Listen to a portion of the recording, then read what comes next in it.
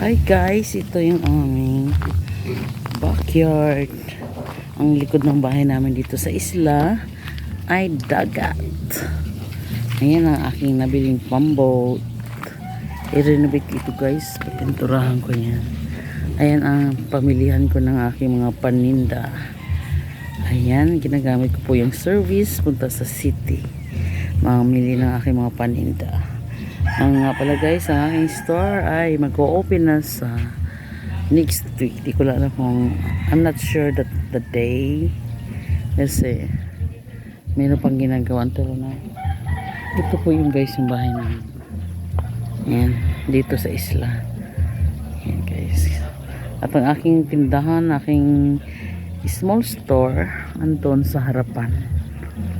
So, yeah, update ko po kayo. Ayan ang aming baboyan. Update ko po kayo pag nag-open ang aking store.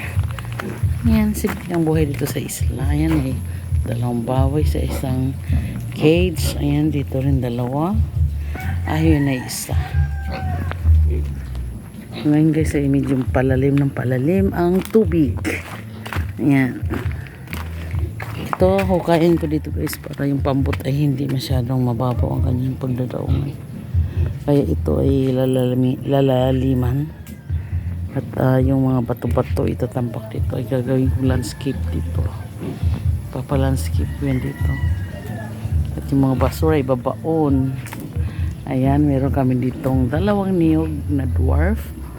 Total hindi naman talaga dwarf yan. Medyo matangkad-tangkad mo na unti.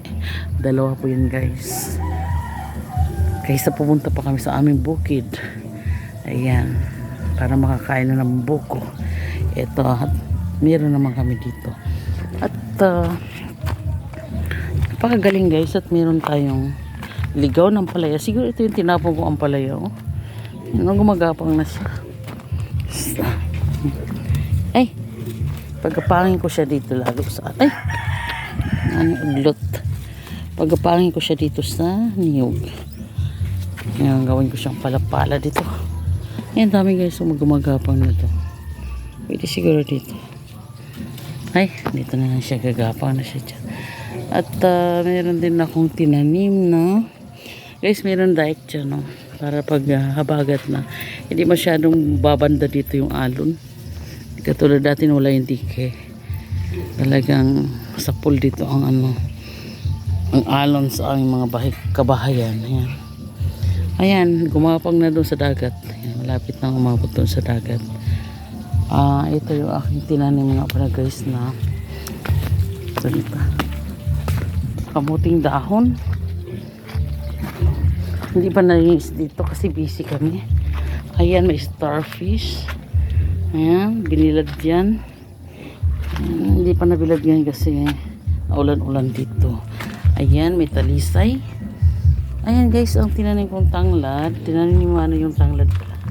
Ang tinanim ko yung kamote. Dito sa dagat, kahit buhangin siya, natubo ang kamote.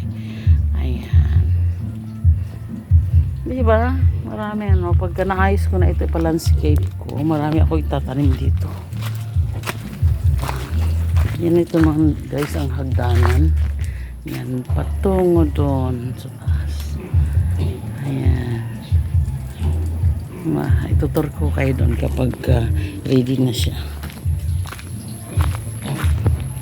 Dito lang ako dumadaong kapag magkakarga ako ng aking mga binibili ng materyales.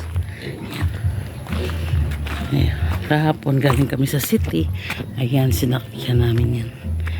Guys, babaguhin ko yan yung mga ano, i-renovate ko siya. Ayan, mga puro kamag-anak dito guys sa isla. Ayan, mga kamag-anak ko lahat yan dyan. Ayan, hanggang sa Purok 1. Yan nagkalat. Doon sa Purok 2, Purok 2, Purok 3, Purok 4, Purok 5, Purok 6, Purok 7 yan.